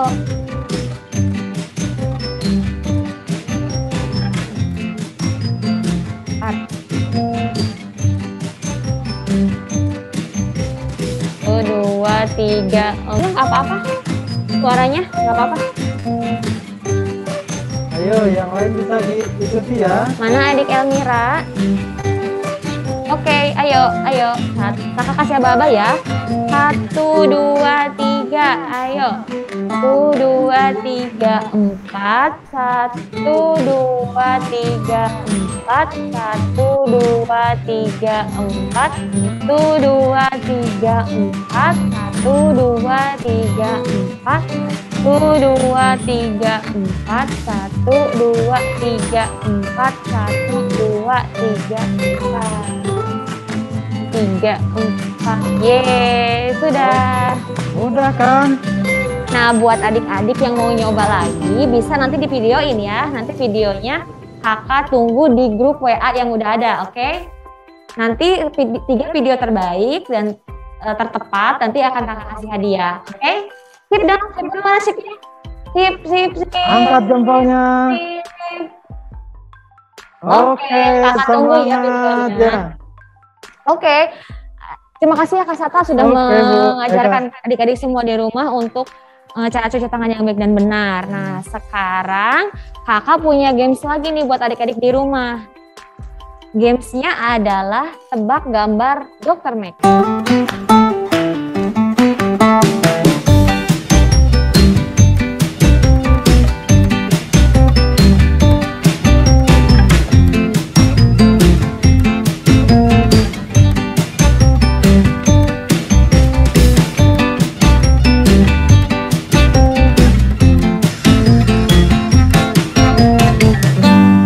Nanti kakak kasih waktu selama adik-adik selama 2 menit untuk mencari perbedaan gambar mana aja yang ada di gambar itu. Kemudian nanti jawabannya bisa dikirim ke WA Kak Ariel. Kakak share di grup juga ya gambar Dr. Max-nya. Kita mulai ya adik-adik. Kakak kasih aba-aba. 3, 2, 1.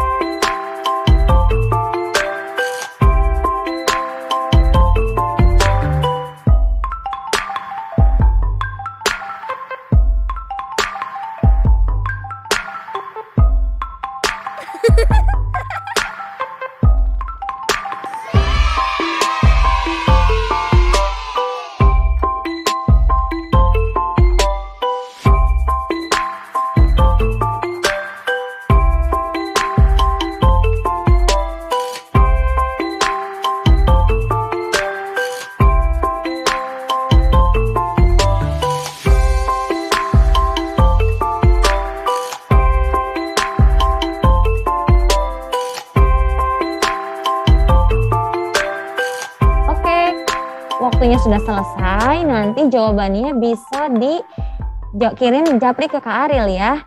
Nanti 3 pemenang terbaik akan mendapatkan hadiah. Adik-adik, kakak pengen nyari juga deh, kayaknya penasaran deh. Mana ya jadi, kita cari bareng-bareng yuk, suaranya boleh dikeluarin juga nggak apa-apa, yuk. Yuk. Suaranya nyalain semua ya.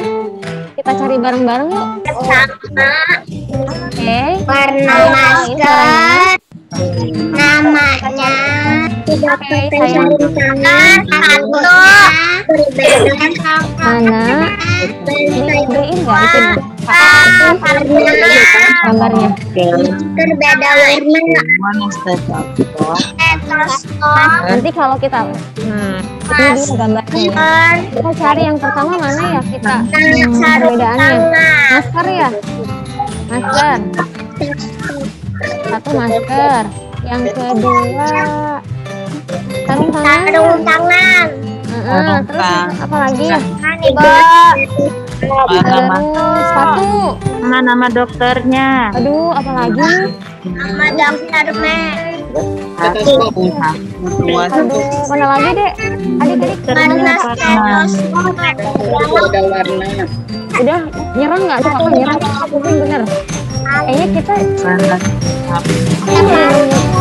empat ya sarung tangannya dua lagi mana ya dik ya satu ada nggak dua lagi dua lagi apanya dua lagi mana nih adik udah deh kakak udah pusing banget si kakak mau minta tolong sama dokter Maxnya aja yuk kita tolong yuk kita panggil nih bareng-bareng dokter Maxnya yuk oh satu lagi gespernya kita panggil dokter Maxnya ya kita minta tolong ke dokter Max biar dia mencari mana aja nih perbedaannya oke?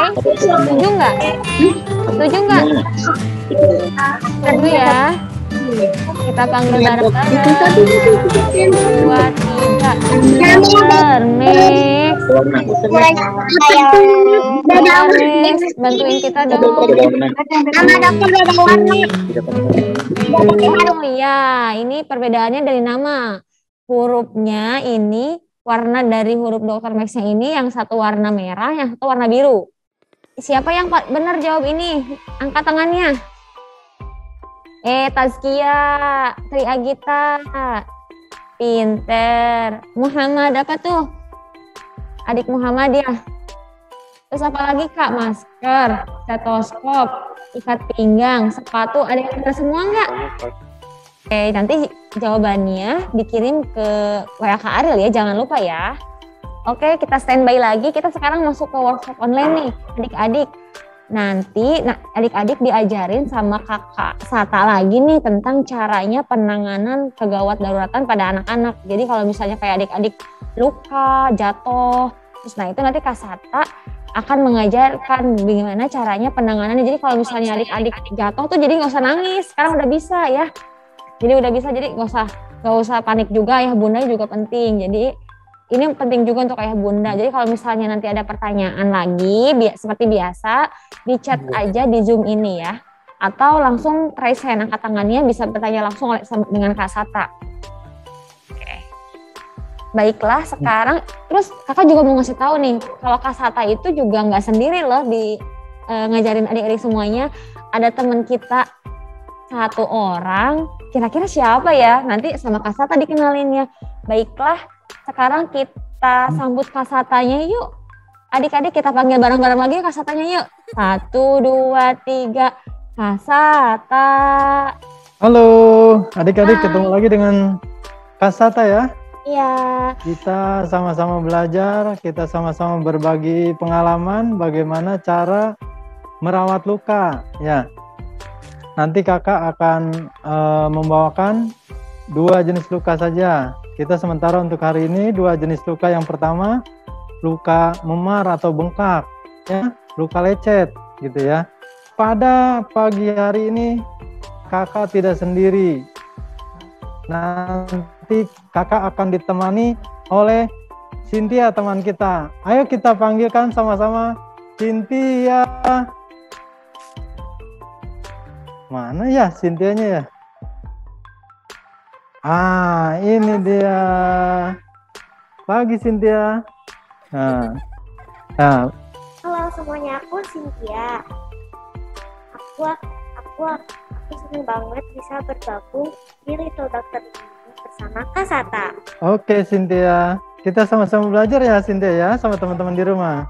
Cynthia, mohon maaf sebelumnya kita cuci tangan dulu ya. Kita kembali cuci tangan. Sebelum memulai kita cuci tangan kembali. 1, 2, 3, 4. 1, 2, 3, 4. 1, 2, 3, 4. 1, 2, 3, 4. 1, 2, 3, 4. 1, 2, 3, 4. 1, 2, 3, 4. 1, 2, 3, 4. 1, 2, 3, 4. Oke, tangan kita sudah bersih kembali. Baik, Cynthia dan adik-adik semua di rumah. Nih kakak pada kesempatan pagi ini sama Cynthia akan mensimulasikan atau mempraktekkan dua jenis luka. Yang pertama, kalau seandainya kita terjadi kecelakaan dan memar misalnya di daerah tubuh kita, apa yang mesti kita lakukan? Oke, kita persiapkan alat-alatnya dulu ya. Nih kakak sebelumnya yang pertama hand sanitizer-nya buat mencuci tangan kita sebelum melakukan tindakan apapun, dan sesudahnya jangan lupa cuci tangan. Terus ada apa lagi nih, Cynthia? Ada kasa steril. Kakak sudah bawa kasa steril. Nah, teman-teman adik-adik semua di rumah bisa menyiapkan kasa steril. Kalau tidak ada kasa steril, apa sih yang mesti disiapkan? Kita boleh menggunakan kain atau handuk, ya. Bisa juga waslap. Oke, ada apa lagi? Ada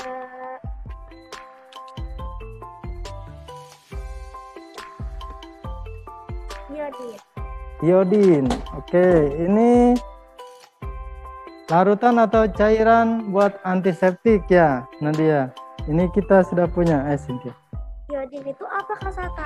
Iodin ini adalah untuk mencegah terjadinya infeksi, Cynthia. Jadi ini kita setelah luka dibersihkan, kita bisa oleskan iodin ini atau larutan antiseptik ini, gitu ya. Dengan menggunakan kasa, atau kalau tidak ada kasa pun kita tadi bisa menggunakan kain yang bersih, gitu, Cynthia ya. Selanjutnya ada apa, Cynthia? Selanjutnya kita punya apa lagi? Punya waslap ya. Kita bisa siapkan waslap. Lalu kita juga punya gunting ya. Bisa gunting. Lalu kita punya apa lagi, Cynthia? Kasa gulung. Kasa gulung kita ada dua ukuran. Ada yang 10 cm, ada yang 5 cm. Tergantung ukuran lukanya ya, Cynthia. Selanjutnya kita punya apa lagi? Ada ini namanya kompor atau buat plaster ya. Buat setelah dibalut kita buat memecahkan menggunakan ini. Dan ada juga kita menggunakan sabun. Ini untuk membersihkan luka yang lukanya memang kotor, kita terlihat kotor. Oke, ini baki. Kalau baki ini untuk kita gunakan kalau ada lukanya lebam atau memar, kita menggunakan baki ini untuk tempat es. Kita buat es. Atau kalau untuk membersihkan luka kita bisa menggunakan air. Air mengalir, bisa juga air kita sudah siapkan di sini ya, menggunakan baki ini. Oke, untuk luka pertama, Cynthia, kita kalau misalnya Cynthia nih lagi lari-lari atau main sepeda, tiba-tiba terjatuh dan memar di sini, misal ya, memar di sini, tangannya bengkak. Nah, kalau terjadi memar atau bengkak, ini biasanya permukaan kulit akan ada perubahan warna. Dia akan berubah warna menjadi biru atau ungu ya. Itu. Ini penyebabnya bisa karena benturan atau pukulan dari benda tumpul, gitu ya. Gitu. Apa yang mesti kita lakukan Nadia kalau seandainya terjadi luka memar? Yang harus kita lakukan seperti step tadi. Yang pertama, kita mengompres dengan air es. Tapi sebelumnya saya cuci tangan terlebih dahulu ya.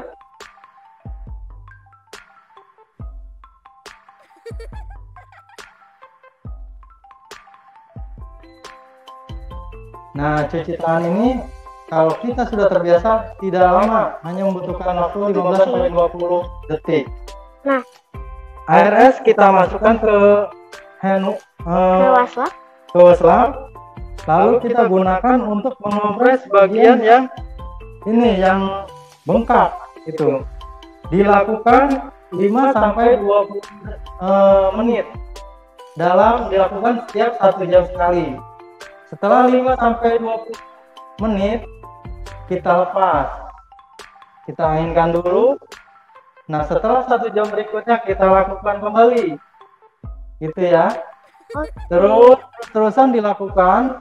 Ini setelah dilakukan kita lihat juga nih, kita evaluasi hasilnya. Oh, apakah berkurang atau ada penambahan bekasnya? Biasanya yang sudah dilakukan, yang sudah terjadi, ini akan mengecil dengan sendirinya, gitu ya. Nah, dilakukan 2 kali 24 jam. Ya, dilakukannya 2 hari menggunakan air es atau batu es. Setelah 2 hari, baru kita siapkan waslap lagi, direndam ke air hangat. Nah, setelah ini setelah 2 hari ya, adik-adik. Setelah 2 hari, kita kompres dengan menggunakan air yang berbeda, menggunakan air hangat. Kalau yang sebelum 2 hari itu menggunakan air es, kalau yang sesudah 2 hari kita menggunakan air hangat. Tujuannya untuk mengaktifkan kembali atau menstimulasi kembali sistem peredaran darahnya biar normal kembali. Nah, ini dilakukan sama 5-20 menit. Nah, gitu ya, setelah 2 hari tapi. Nah, kita lihat lagi, evaluasi lagi, apakah sudah berkurang? Biasanya sih insya Allah akan merasa lebih baik, gitu ya. Nah Kak, kalau lukanya makin tidak membaik dan makin memar, itu gimana ya? Nah, kita lihat Cynthia, kita kan pada saat mengompres menggunakan es batu, kita lihat setelah 1 jam, 2 jam berikutnya, apakah sudah berkurang atau malah menambah. Nah, kalau menambah berarti kita curiga bahwa di dalam sini, di dalam pembuluh darah di dalam, ini masih terjadi perdarahan yang aktif, gitu ya. Walaupun tidak keluar, ini masih terjadi perdarahan yang aktif. Yang harus kita lakukan, ya untuk pertolongan pertama masih tetap kita lakukan dengan menggunakan es batu. Tapi kalau semakin membesar, khawatirnya di dalam ada yang patah atau perdarahan yang hebat. Atau juga bisa juga nih ada kelainan darah. Nah, itu kita harus segera bawa untuk dirujuk ke rumah sakit IGD Mandaya pilihan kita tentunya ya. Gitu adik-adik. Gitu Cynthia. Kalau misalnya malah perburukan atau malah menambah besar lukanya atau lebamnya, kita segera bawa ke rumah sakit IGD, rumah sakit Mandaya gitu. Nah, Kak, teman-teman aku kan di rumah ada yang terpleset, ada yang terjatuh dari sepeda. Aku tuh pengen banget nolongin, tapi kan aku nggak tahu caranya. Nah, sekarang aku udah tahu nih caranya kalau mau nolongin teman-teman aku, karena mereka tuh kalau udah ini langsung nangis, terus pulang. Terus juga ada kelakuan yang salah dari bundanya, yaitu dikasih kayak obat merah tapi kebanyakan, langsung kompresnya juga nggak begitu lama. Gitu. Iya Cynthia. Jadi dengan event ini harapan kita semua dapat membantu baik orang tua, guru, teman-teman sekalian, adik-adik sekalian. Nah, apabila terjadi kecelakaan luka ringan, kita bisa, harapan kita nih bisa melakukan tindakan yang cepat dan tepat sehingga mempercepat terjadinya proses pemulihan lukanya, gitu. Jadi kalau misalnya kita sudah ada wawasan atau sudah punya keterampilan khusus, kita pastinya akan merasa tenang dan tidak panik lagi, Cynthia, gitu ya. Iya. Gitu ya, adik-adik semuanya. Gimana semuanya paham tentang luka memar ini? Penata luka memar. Ada yang ditanyakan nggak adik-adik di rumah? Kita bisa lanjut.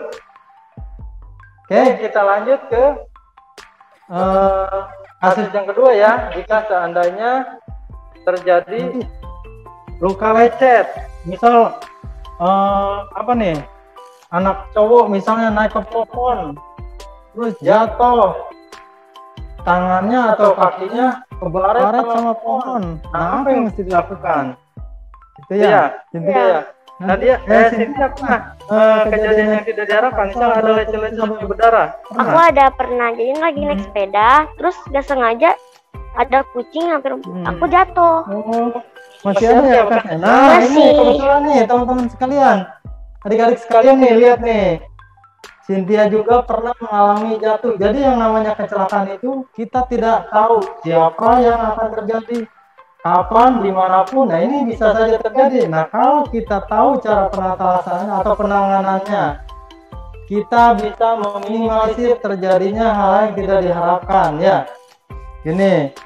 Ini contohnya nih, Cynthia nih, jatuh dari sepeda karena mau nabrak kucing. Kucingnya mah nggak apa-apa. Nah, Cynthia nih yang lecet. Apa yang harus kita lakukan? Yang pertama, lukanya kita bersihkan dahulu, ya. Kita bersihkan dahulu dengan menggunakan air mengalir. Bisa menggunakan air mengalir atau menggunakan air biasa yang nggak panas atau nggak dingin, yang biasa aja dari air keran. Lukanya kita bersihkan dahulu.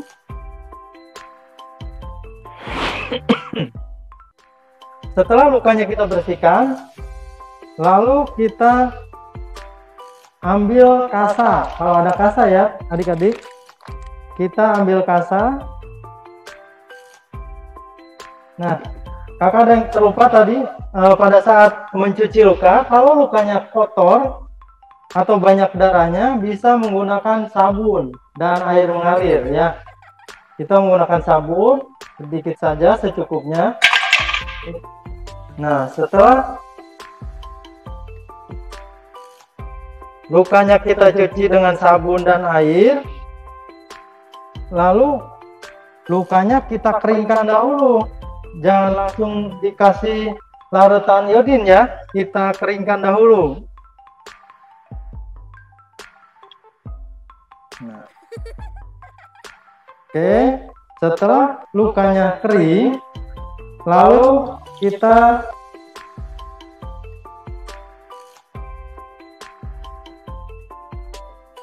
berikan larutan antiseptik secukupnya.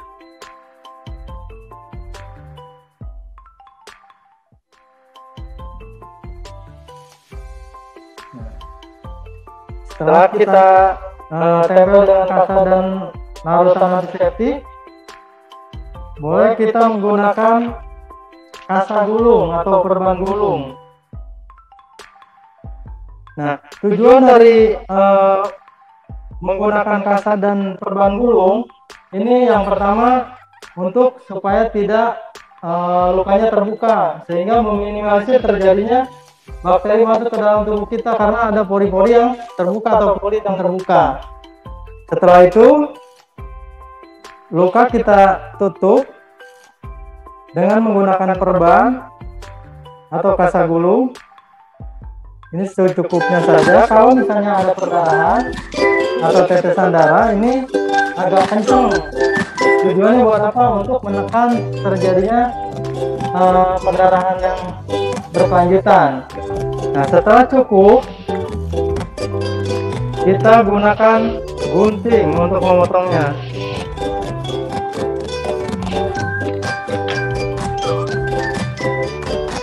Lukanya kita tutup, ujungnya kita rapikan. Kita menggunakan plester. Saya menggunakan mikropor nih. Kita ambil. Nah, satu lagi ujung dan ujung ya. Oke. Nah, jangan lupa ini kan pinggiran-pinggiran ini masih kurang rapi nih, kita lipat ke dalam. Nah, kita lipat ke dalam biar terlihat lebih rapi.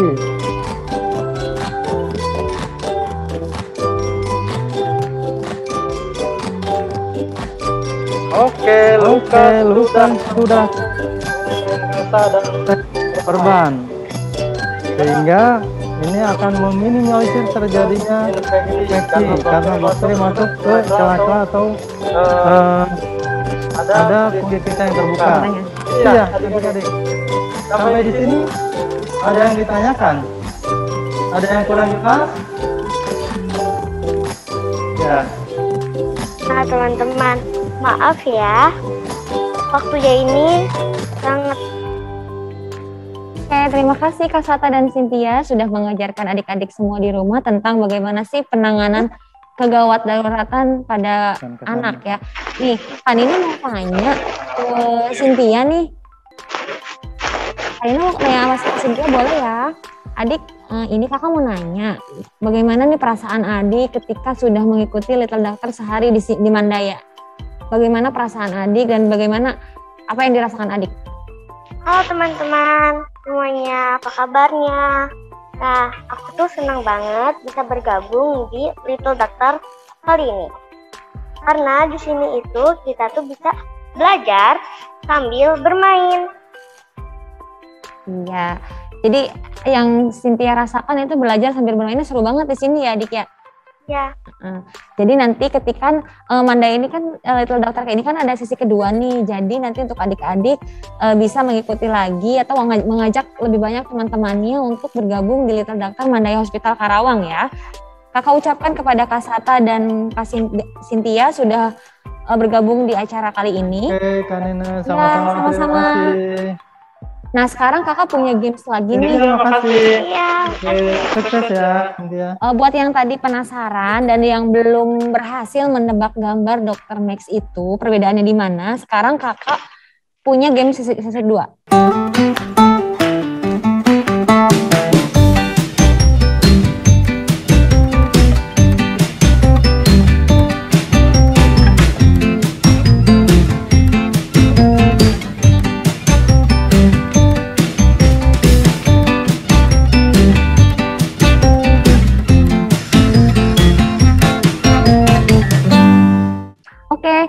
Nanti kakak kasih waktu 2 menit ya untuk mencari perbedaan yang mana aja sesuai dengan prosedur tadi nih.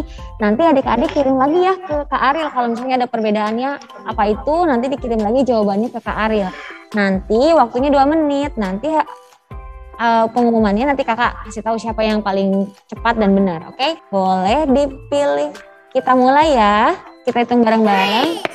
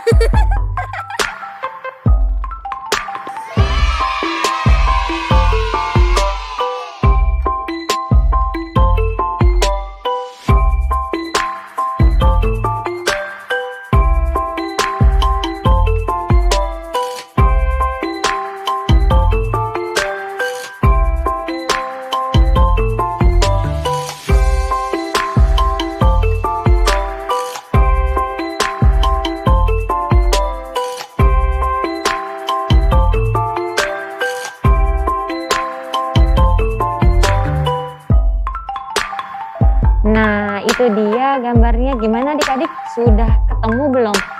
6 perbedaan dari gambar tadi. Nah, sekarang kakak juga penasaran nih.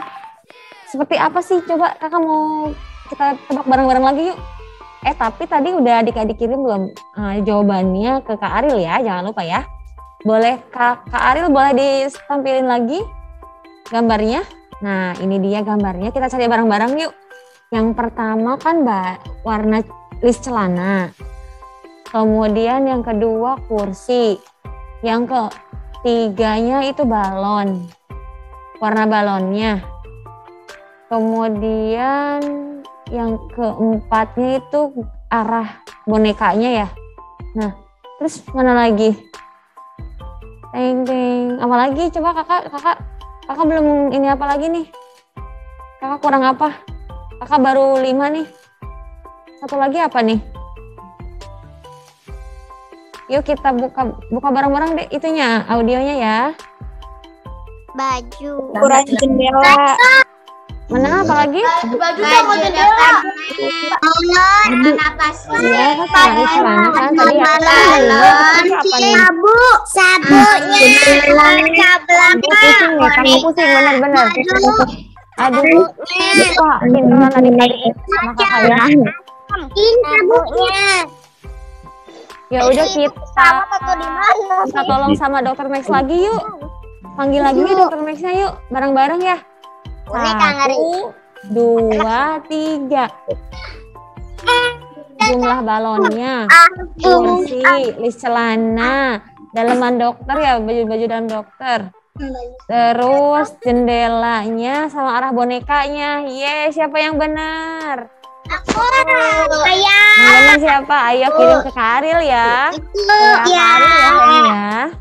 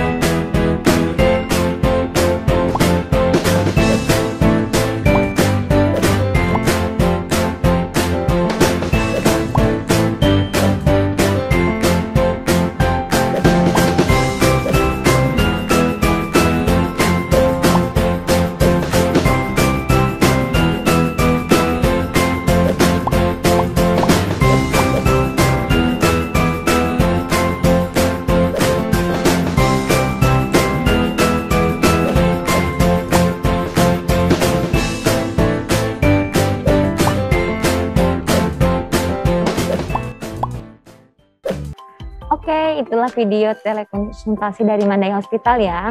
Sesuai dengan janji kakak tadi, kakak sekarang mau ngumumin pemenang siapa aja yang pendaftar tercepat, penanya terbaik, kemudian si jago mencari perbedaan gambar Dr. Max ya.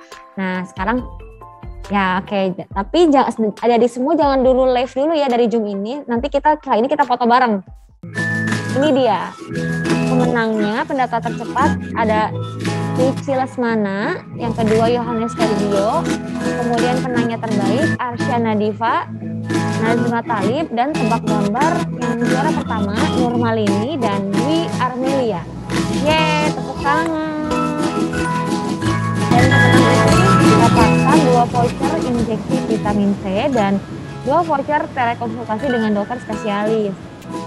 Nah, kemudian untuk pengumuman pemenang dari lomba video hand hygiene dan foto keseruan acara ini akan kakak upload di Instagram dan diumumkan 1 hari setelah acara ini. Kakak ingatkan acara ini nanti akan ada sesi keduanya di tanggal 22 September. Nanti adik-adik bisa ikut join lagi ke acara ini dan ajak teman-temannya yang lebih banyak ya untuk ikutan di tanggal 22 September. Jadi untuk adik-adik yang belum menjadi pemenang hari ini untuk lomba-lombanya, jangan berkecil hati. Nanti di sesi kedua adik-adik harus latihan lagi nih, latihan jadi tebak gambar dan ekspresikan adik-adik untuk ikuti acara ini. Nah sekarang sesuai janji kakak tadi kita foto bareng yuk, dibuka kameranya semuanya ya. Kita foto bareng. Kakak kasih aba-aba ya. 3, 2, 1.